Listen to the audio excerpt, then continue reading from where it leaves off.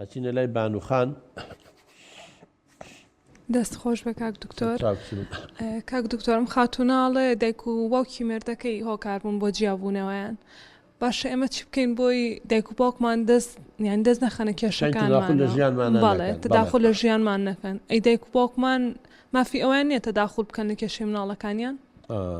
پرسیارێکی جوانە. وەڵی ئەزان چۆنە بانوخان، ئەگەر خێزان جارێ یەکێک لە کۆڵەکەکانی سەرکەوتنی خێزانەوەی ژن و پیاوەکە کەسانی کامڵ و تێگەیشتوو بن.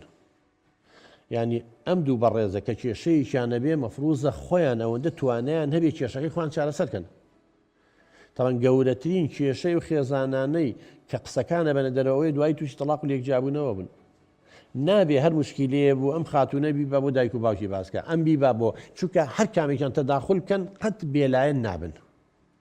سامن ئەمانە بەنیسبەت بنەوە دووچیان وەکو یەکوان.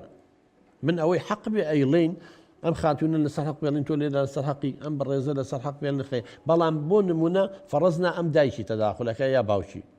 وەڵی دنیا هەستی هەر باوکو دایکەکە ئەم تاوانبار ناکەن بە ینی لا شعوریش بە هەر لایەنی ئەمەگرن، بێلایەن نابن. ئەم کە سوکاری تەداخل کە هەم لایەنی ئەمەگرن.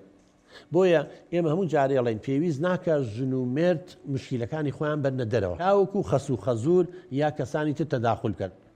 بەڵام ئەگەر فەرەزنا گریمان پێویستی بەوە بوو، پێویستی بە ڕاوێشە بوو، با کەسانێکی بێلایەن تەداخل بکە، نە لایەنی ئەو بگرێن نە لایەنی ئەو بگرێ. یعنی کێشەکان لێرەوە سەر هەڵێن. لە لایەکی تریشەوە ئەی دایک و باوک بۆیان نییە کوڕەکەی ئەگەزانی لە قەیرانێکا لە کێشەیەکا دوو قسەی تیاکە بەڵێ بۆی هەیە. من ئەگەر کێشەیەکم هەبێ باوکم بۆی هەیە، دایکم بۆی هەیە هاوکاریم کە، بەڵام بە مەرجێک بۆ حەلکردنی کێشەکە بێ، نەک بۆ گەرمکردنی کێشەکە بێ. و ئەبێ ئەو دوو کەسەش کە تەداخولەکەن زانیاریان هەبێ، نەک بە ڕقوکینەوە قسە بکەن و ئاگرەکە خۆشکەن و ڕقی مەسەلەن ڕقی لە بووکەکەی بێ لە بەهۆی ئەو تەداخولەی منەوە داخی دڵی خۆیان بەڕژن کێشەکە ئاڵۆسترە بێ. چکە باشتر وایە ژن و مێرد خۆیان مشکلەکانی خۆیان حەلکەن، نەیانتوانی کەسێکی بێلایەن بێتە نێوانیانەوە.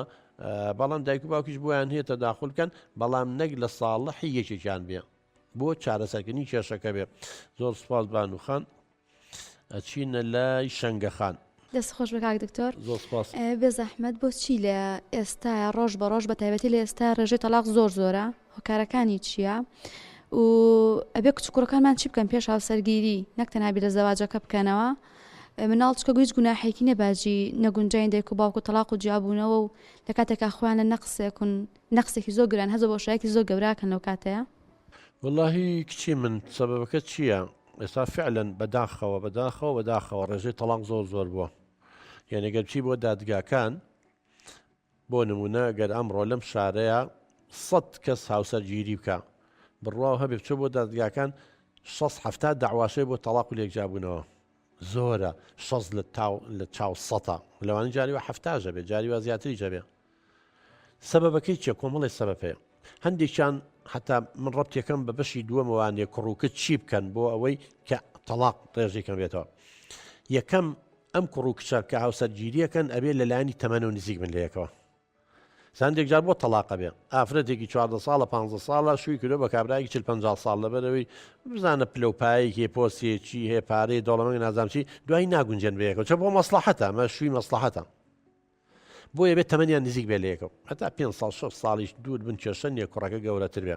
کەواتە ئەگە حسابی تەمەنی کرد، حسابی لایەنی کۆمەڵایەتی کرد، لە لایەنی کۆمەڵایەتی و ئابووری و ئاستی کۆمەڵایەتی و نزیک بن لەیەکەوە. لە ناحی شکلەوانی نزیک من لە یەکەوانێ، لە ناحی ڕۆشنبیری و نزیک من لە یەکەوە. یعنی یەکی جامیعی تەواو کردووە ئەچێ کچێک گەیەنێ بۆ نمونە هەم تەمەنەکەی بچێت 14 ساڵە و هەم ئیبتیداییشی نەخوێنووە. ڕاستە ئەمە جوانە، ڕاستە، بەڵام مشکلەکە ئاسی ڕۆشنبیریەکەی دوورە لەم کوڕەوە. بۆیە لەسەر سەیری فیلم، مسەلسەلات، نازام ئەخبار لە هەموو شتەکە جیاوازیانە بێ. چونکە ئەم جامیعی تەواو کردووە بۆ چوونی خۆی حەز بە هەندێک بەرنامەی زانستی شتەکە، بەڵام ژنەکەی ئیبتیداییشی تەواو نەکردووە، هەر حەز بە شەڕەجنێ و تەرفیه و گۆرانی لاواز و چی و چیەکە. کەواتە مەزێکی تر لە کێشەکان. تۆڕە کۆمەڵایەتیەکان بەشداری کردو بەداخەوە زۆر جار خەڵک لاسایی کاتم مسەلسەلەیەکە بینێ ئەڵێ ئەو پیاوە لەگە ژنەکەی وایە بۆ پیاوەکەی منوان ناکە یا ئەو ژنە ئاوایە بۆ ژنەکەی منوان نییە.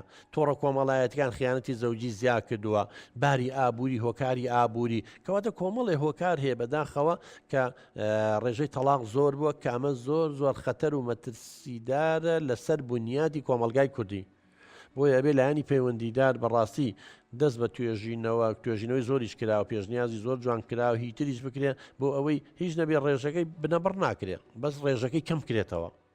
هەنی لە بەرامبەر و لە جاتی لە 160 خێزانەکان لێک جابن و بابێ لە 140 بابێ لە 130 بابێ لە 120 بابێ لە 100 ئەتوانێت ئیشی لەسەر بکرێت و زۆر شتی تریشەیە کە پێویستە کچ و کوڕەکە یەکتری بناسن ئەوەنگە نازش بنیسا زۆری تەلاق لێک جابنەوە لە ناو کوڕکشانەیە کە تەمەنیان بچووکە کچی من 14 ساڵ و 15 ساڵ و 16 ساڵ تەلەبەی متەوەسیە وازی لە خوێندن ناو شووی کردووە وەزانی شوکردنەوە خۆشە خۆی نازج نییە هێشتا گەشەی بە تەواوەتی نەکردووە هێشتا عەقڵی مەهاتی گەشەی نەکردووە لەکوێ مەسئولیەتی مناڵ بەخێوکردن و مەصرەفی مۆلیدە و کارەبا و ماڵ و ناز زەحمەتە ئەوانە ئەنجام کێشانە هەر نازانی مناڵەکەشی پەروە دەکات بۆیە ناچار پەنا بۆ دایکەوە دایکی تەداخلە ئیتر شت زۆرە هۆکارەکان زۆرم زۆر سوپاس بۆ پرسیارەکە و